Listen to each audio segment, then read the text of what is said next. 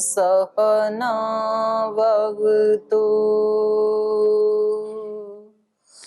सहनौ भुनक्तु सह वीर्यं करवावहै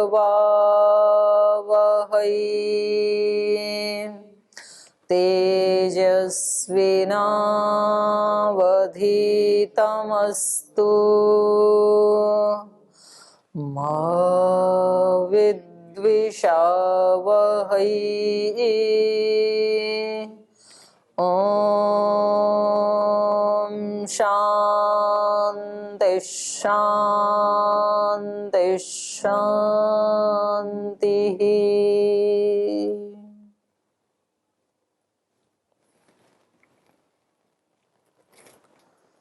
वेदांत दर्शन की प्रथम अध्याय के द्वितीय पाद में हम अध्ययन कर रहे हैं।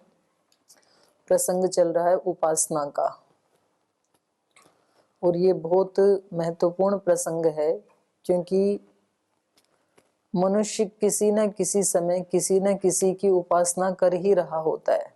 जो हमारे अंदर आत्म संवाद चल रहा होता है ना, अपने आप से अपने आप की बातें, तो हर समय हम अपने आप से बात कर रहे होते हैं। तो उस समय जो विषय या जो कोई व्यक्ति या कोई वस्तु हमारे सेंटर में होती, वो संवाद जिस चीज को केंद्र में रख करके किया जा रहा होता है हमारे अंदर, उस समय हम उसकी उपासना में होते हैं। मानो कोई व्यक्ति आत्म संवाद कर रहा है, मेरे पास अच्छी गाड़ी कैसे आई, अच्छी मोबाइल कैसे आई, अच्छे जूते चप्पल कैसे आए, अच्छे कपड़े कहाँ से आए, तो समझ लो कि वो इन सारी वस्तुओं की उपासना कर रहा है। कोई व्यक्ति सोच रहा है कि मेरे पास अच्छा मकान कैसे बने, इतना धन कैसे आए, मेरा इतना बिजनेस कैसे आगे बढ़े, तो समझ लो कि वो धन की उपासना कर रहा है। तो कोई बल की उपासना कर रहा है, कोई पद प्रतिष्ठा की उपासना कर रहा है। जो भी हमारे अंदर आत्म संवाद चल रहे हैं, या फिर हम किसी व्यक्ति से द्वेष कर रहे होते हैं, ये व्यक्ति मेरे से आगे क्यों निकल गया, ये भी तो मेरे जैसा ही था, तो समझ लो कि उसके पास द्वेष तब होता है जब कोई व्यक्ति हमारे से आगे निकल जाता है, उसके पास कोई अच्छी चीज है जो हमारे पास नहीं है, तब द्वेष होता है। तो आप उस अच्छी चीज से द्वेष कर रहे हैं, न कि उस व्यक्ति से, तो वो चीज आपके पास कभी नहीं आएगी, क्योंकि आप आत्म संवाद में उस चीज को खुद ही दूर हटा रहे हैं। मानो आप किसी धनवान व्यक्ति से द्वेष कर रहे हैं, इसके पास इतना धन क्यों आ गया, ये भी मेरे जैसा ही था, तो धन आपके पास कभी जीवन में आएगा नहीं। फिर आप किसी विद्यावान किसी गुणवान व्यक्ति के बारे में सोच करके द्वेष कर रहे हैं, इसको इतना पद प्रतिष्ठा कैसे मिल गई, इसको गोल्ड मेडल कैसे मिल गया, ये भी तो हमारे साथ ही थे, तो फिर आपको कभी जीवन में गोल्ड मेडल मिलेगा नहीं, वो पद प्रतिष्ठा, क्योंकि आप स्वयं ही गलती कर रहे हैं। अगर आपको चाहिए तो आप उस चीज से प्रीति करें।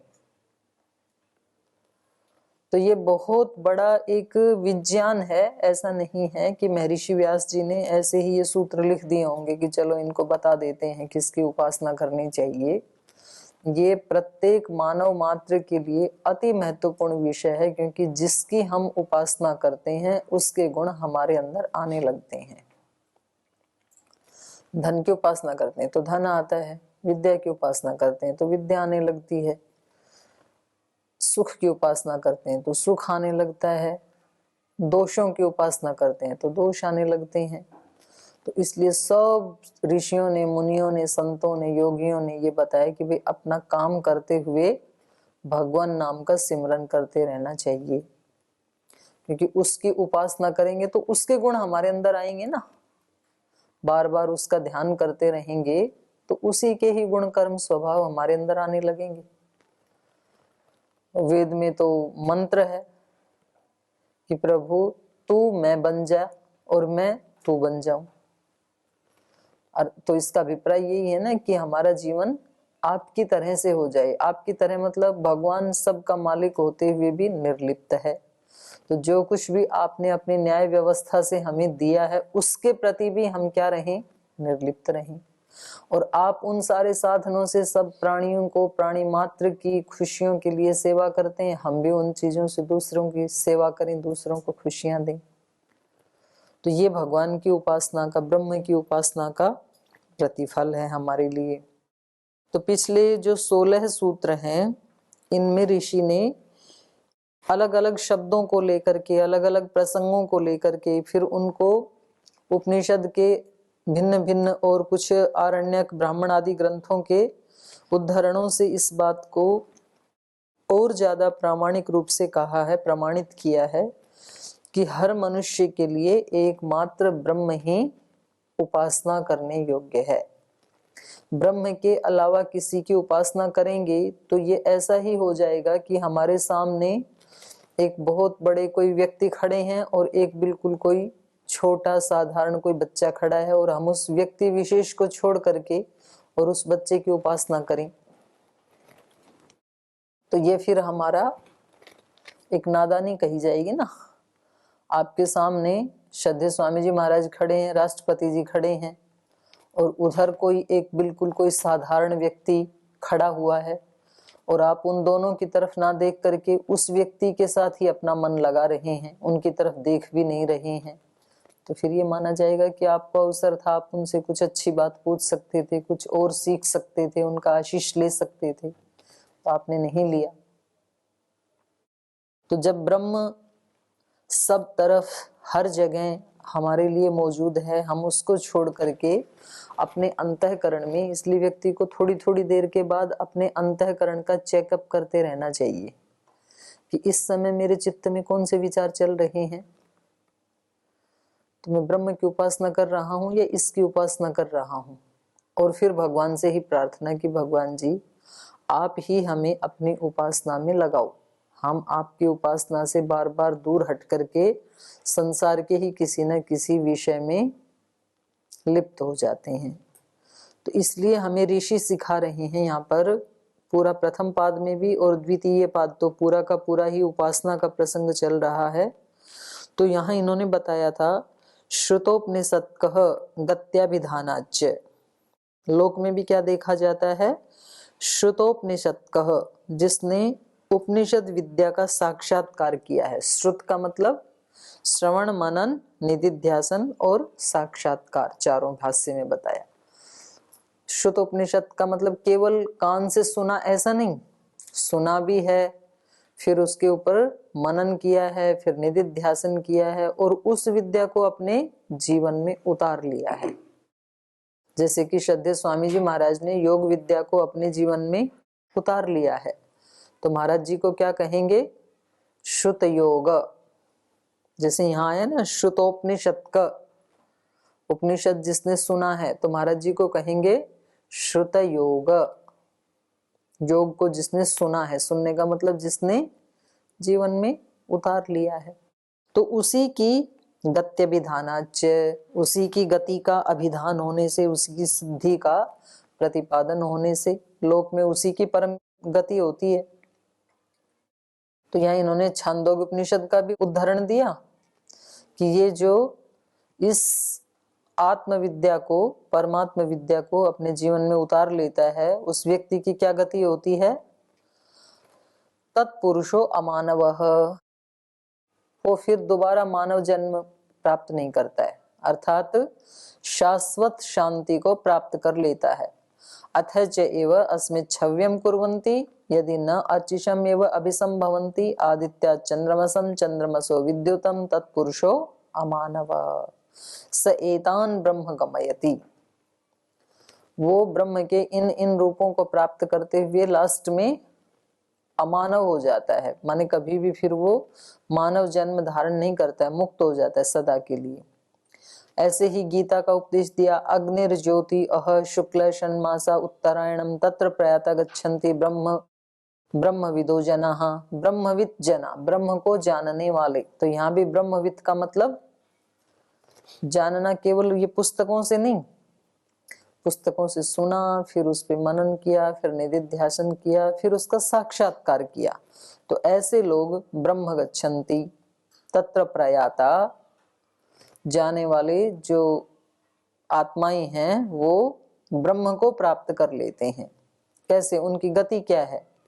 अग्निर्ज्योति, पहले उनकी आत्मा एक अग्नि की तरह से प्रकाशित होती है, उस अग्नि जितने प्रकाश को प्राप्त करती है, फिर अग्नि से अहह, पूरे दिन भर का जितना प्रकाश है उतने प्रकाश को प्राप्त होती है। अह शुक्लः, एक दिन के प्रकाश से बड़ा है, फिर शुक्ल पक्ष का प्रकाश 15 दिन का उतने प्रकाश से युक्त हो जाती है। शुक्ल पक्ष से फिर षण्मासा उत्तरायणम, जो उत्तरायण के 6 माह हैं उन प्रकाश प्रधान होते हैं उत्तरायण के मास। तो अर्थात उसका तेज बढ़ता जाता है, इसलिए प्रार्थना की जाती है तेजोसी तेजोमयी देहि, और किसी को आशीर्वाद दिया जाता है तेजस्वी भूय। तेजस्वी का मतलब है एक हमारा सामान्य आत्मा का सामान्य तेज है, फिर वो बढ़ करके अग्नि की तरह तेजस्वी होता है, फिर वो दिन की तरह तेजस्वी होता है, फिर शुक्ल पक्ष की तरह, फिर उत्तरायण की तरह, माने उसका तेज बढ़ता चला जाता है और लास्ट में वो तेज उस परम तेज के साथ मिल जाता है।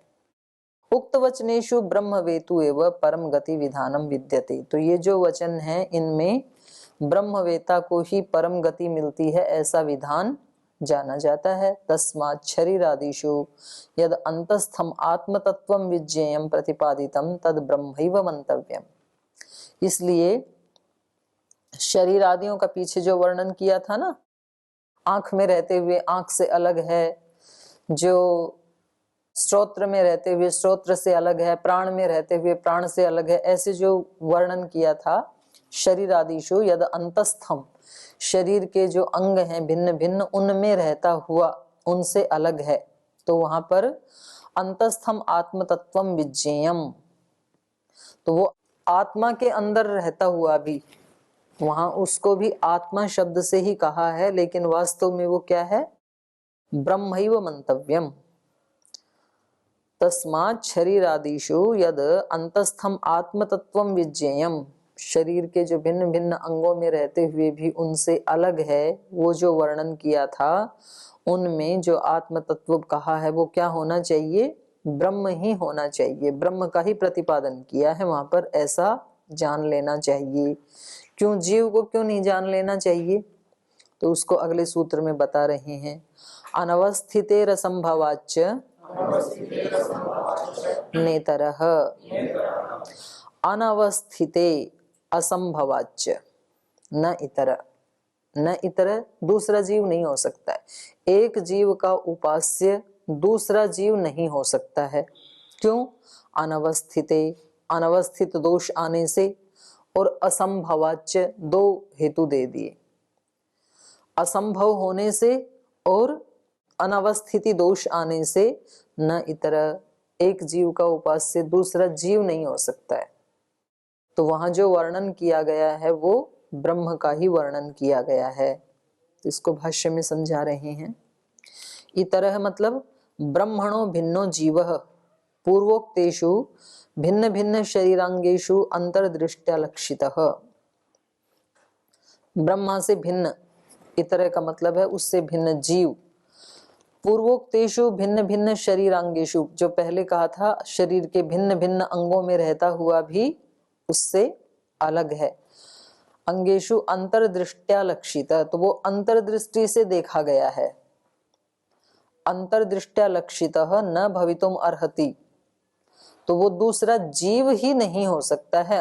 अंतर्यामी, जो उसके भी अंदर रहता हुआ उससे जो अलग है, अंतर्यामी है, वो दूसरा जीव नहीं हो सकता है। क्यों नहीं हो सकता है? अनवस्थिते असंभवाच्च, 2 हेतु दे दी। अनवस्था मतलब ये वैसी अनवस्था नहीं मान रहे हैं जैसा हम, एक दोष होता है ना अनवस्था दोष की, भाई मूलस्य मूलाभावात अमूलम मूलम, भाई उसको भी कोई कारण मानेंगे तो फिर तो अनवस्था दोष आ जाएगा, वैसा नहीं मान रहे। कैसे मान रहे हैं? नहीं भिन्न भिन्न अंगेषु स्वस्थित्या जीव सक्रिय लक्षितुम शक्यते तस्य एक देशित्वात्, कह रहे हैं कि ये जीव इसलिए नहीं हो सकता है कि भिन्न भिन्न अंगेषु स्वस्थित्या, अलग अलग अंगों में अपने स्थिति से जीवः ये जीवात्मा सकृत लक्षितुम न शक्यते, एक ही बार में नहीं देखा जा सकता।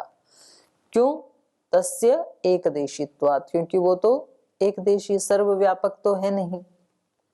पीछे जो वर्णन आया था वो क्या था?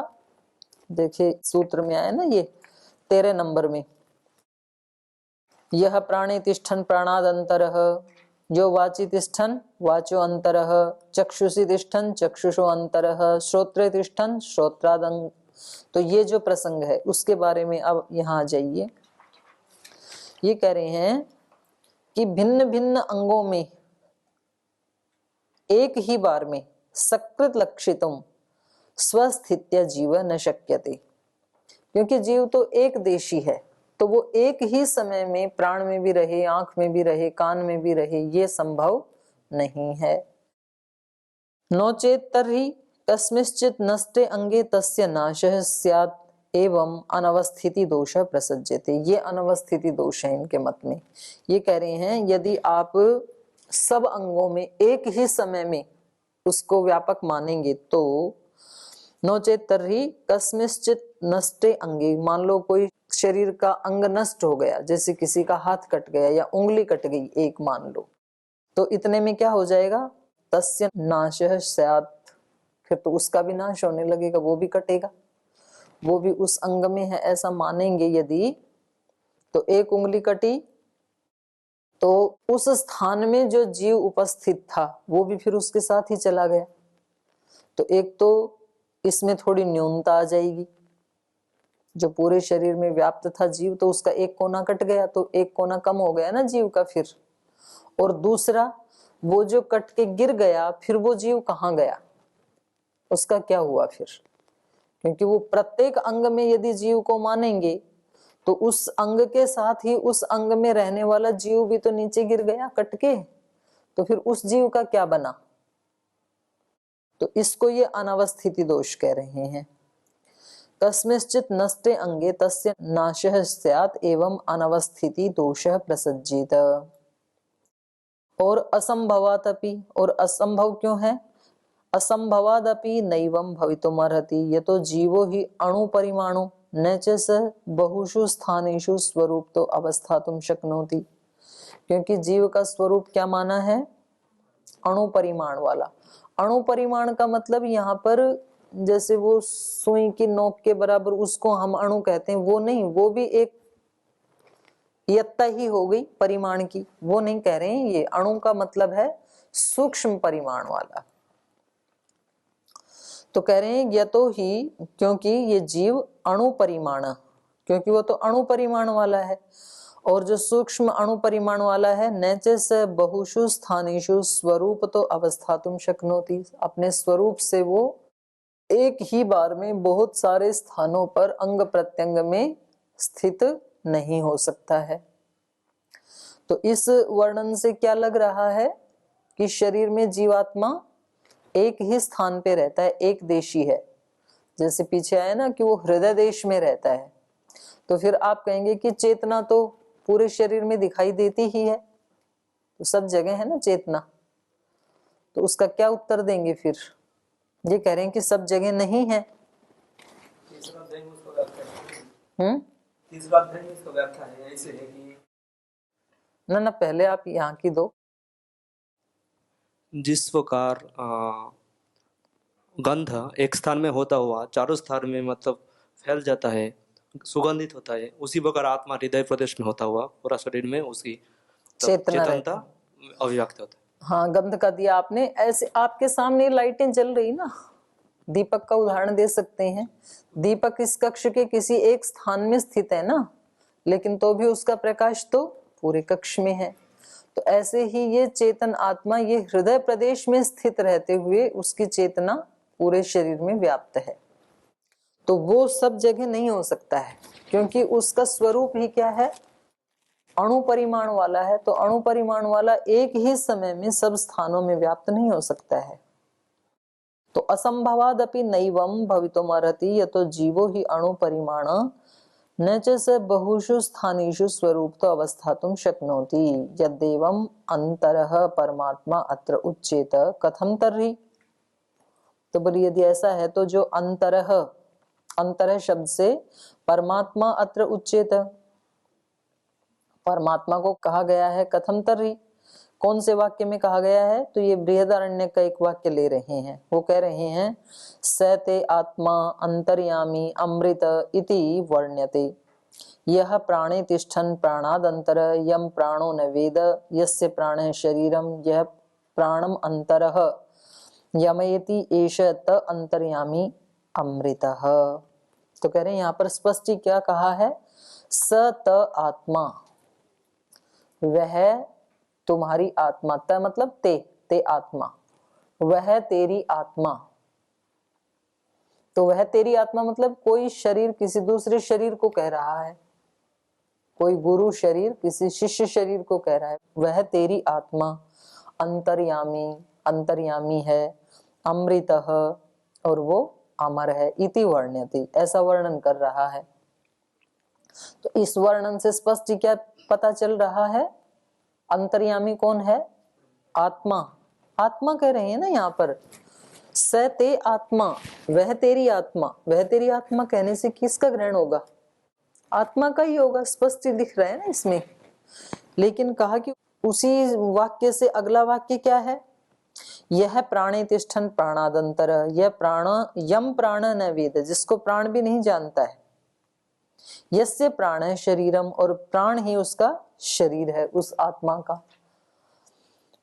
यह प्राणम अंतरः, वो स्वयं प्राण से भिन्न है। अंतर शब्द यहाँ पर भी प्रथमांत है, पीछे आया था ना कि अंतरः शब्द जहां जहां प्रथमांत होगा वहां क्या अर्थ लिया जाएगा?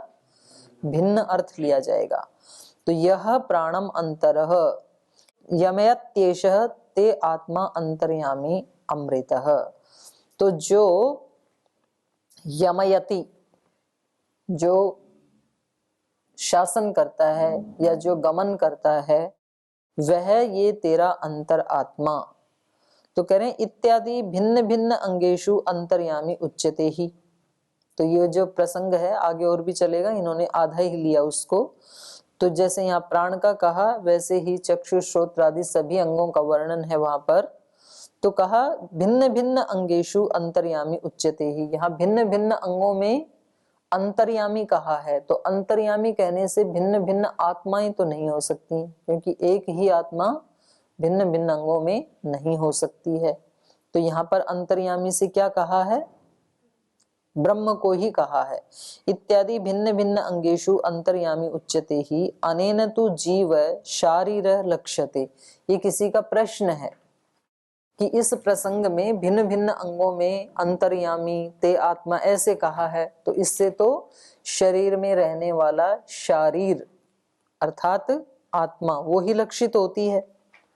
अत्र प्रतिविधीयते, तो अब उसका ये समाधान दे रहे हैं अगले सूत्र में। अगर ऐसे किसी को शंका हो कि देखो जी बृहदारण्यक के 3:7-16 में स्पष्ट ही ये कहा है कि शरीर के भिन्न भिन्न अंगों से भिन्न ये जो अंतर्यामी अर्थात आत्मा, तो वहां तो आत्मा का ही वर्णन किया गया है और उसी की उपासना का वहां पर विधान किया गया है। ऐसा यदि कोई प्रश्न करे तो उसके लिए क्या उत्तर है? अंतर्यामी अधिदेवतादिषु तद्धर्म व्यपदेशात्, अंतर्यामी अधिदेव आदिषु तद्धर्म व्यपदेशात्, तद्धर्म व्यपदेशात् माने उस परमात्मा के धर्मों का व्यपदेश होने से वहां पर अंतर्यामी अधिदैवादिषु, अंतर शब्द जो है वो अधिदैवादिषु, जो अधिदैव वर्णन है वहां पर माने पृथ्वी आदि जो देवगण हैं उनको लक्ष्य करके जो वर्णन किया गया है, वहां पर तद्धर्म व्यपदेशात् उस परमात्मा के ही धर्मों का वर्णन होने से। ये कह रहे हैं केवल अंतर्यामी शब्द को लेकर के आप उस आत्मा का अर्थ जीवात्मा लगा रहे हैं, ये उचित नहीं है। अंतर्यामी आत्मा का मतलब वहां पर ब्रह्मात्मा लिया गया है। कैसे लिया गया है? यह एषो अंतर्यामी तत्रोच्यते न केवलम शरीरांगेषु एव येन शारीरो जीव लक्ष्यते नैव केवलम पृथिव्यादिषु देवेषु पदार्थेषु हि येन प्रधानम प्रकृत्याख्यम अव्यक्तुम उत्प्रेक्ष्यते किंतु अधिदैवादिषु देवानां पृथिव्यादीनां गणो देवः स आदिर्येषां तदेवादयः। यह एष अंतर्यामी तत्र उच्यते। जहाँ जो ऊपर बृहदारण्यक का इन्होंने उदाहरण दिया, वहां पर जिसको अंतर्यामी के रूप में वहां पर कहा गया है, न केवलम, तो वो अंतर्यामी केवल शरीरांगेषु एवं, शरीर के भिन्न भिन्न अंगों में रहने वाला जो दिखाया है, ये न शारीरो जीव लक्ष्यते, जिससे शरीर के भिन्न भिन्न अंगों में रहने वाला शारीर अर्थात आत्मा लक्षित होता हो, ऐसा अर्थ वहां पर नहीं है। क्यों नहीं है? नैव केवलम पृथिव्यादिषु देवेषु पदार्थेषु, क्योंकि पृथ्वी आदि को जो देव कहा है, उन पृथ्वी आदि जो पदार्थ हैं उन देवों में न ही ये न प्रधानम प्रकृति आख्यम, जो प्रधान प्रकृति के नाम से कहा गया है, अव्यक्तम, जो अव्यक्त है उसी को अव्यक्त भी कहते हैं, उत्प्रेक्ष्यते किंतु अधिदैवादिषु देवानां पृथ्वी आदि नाम, अधिदैव एक गण है, उसमें पृथ्वी आदि जो पदार्थ हैं उनको उस गण में शामिल किया गया है। तो उसमें पृथ्वी आदि नाम गणों देवः स आदिर्येषाम, तो उनमें देव शब्द पहले है, तो कह रहे हैं वो आदि में है जिनके, तो उसको कहेंगे देवादयः तान अधिकृत्य वर्तन्ते।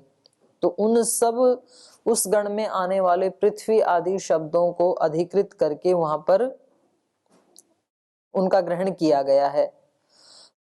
देवादयः तान अधिकृत्य वर्तन्ते ये ते अधिदेवादयः तेषु अधिदेवादिषु, तो उन अधिदेवादियों में, जो सूत्र में कहा ना अधिदैवादिषु, अधिदेव आदि उन शब्दों के समूह में, उस गण में जो अंतर्यामी पढ़ा है, तदत्र गणद्वयस्य पदार्थः पृथ्वी पृथिव्यप अग्नि अंतरिक्ष वायु आदित्य दिक् चंद्र तारकः आकाशः तमस तेजांसी संति अधिदैविका। उसमें क्या क्या पढ़े हैं? सबसे पहले पढ़ा है पृथ्वी, फिर अप जल, फिर अग्नि, फिर अंतरिक्ष, वायु, आदित्य, दिशाएं, चंद्र तारागण, आकाश, और आकाश है तमह तेजांसी, ये सब मिलकर के ये सारा गण क्या है? अधिदैविका। अथच प्राक वाक चक्षु श्रोत्र मनः त्वक विज्ञानानि तो आध्यात्मिका, और वहां पर ही एक आध्यात्मिक जो गण है उसमें क्या क्या है? प्राण, वाक, चक्षु, श्रोत्र, मनः, त्वक और विज्ञान, ये आध्यात्मिक गण है। तेषु उभयेषु अपि सो अंतर्यामी उच्यते, तो उन दोनों ही गणों में अंतर्यामी शब्द कहा गया है। न स जीव, तो वहां वो अंतर्यामी कहने से वो जीव नहीं हो सकता है, जीवात्मा नहीं हो सकता है अंतर्यामी।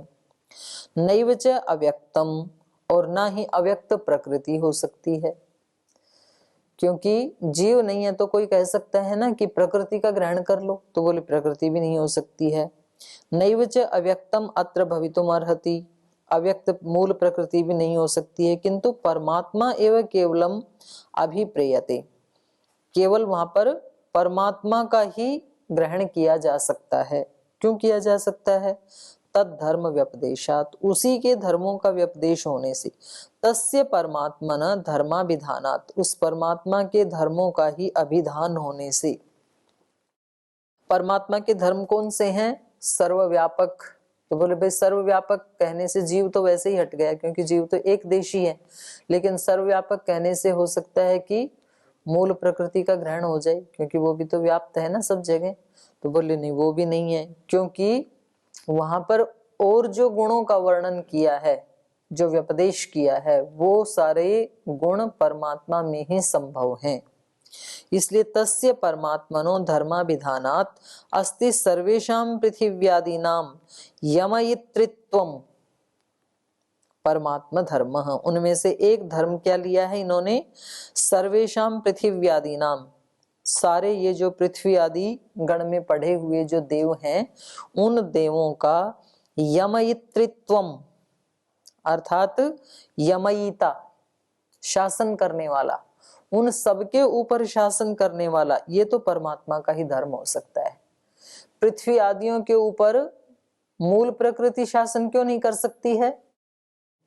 जड़ है और वो तो उसी के ही विकार हैं, उसी का ही रूप है। वो कोई जड़ पदार्थ जैसे घड़ा घड़े के ऊपर या मिट्टी के ऊपर शासन नहीं कर सकता है। तो इसलिए वहां पर एक गुण जो दिया यमयित्रित्व, शासन करने वाला, तो इन सब पे शासन करने वाला तो परमात्मा ही हो सकता है। तो इसलिए वहां पर जो अंतर्यामी कह करके और उसकी उपासना का वर्णन किया है वो परमात्मा ही हो सकता है। तो ये समय हो गया आज, आगे भी ये प्रसंग ऐसे ही चलेगा। ये पूरा पाद जो है ये उपासना के ऊपर ही इन्होंने ज्यादा बल दिया है। तो शेष हम कल पढ़ेंगे। आज यहीं विराम लेते हैं।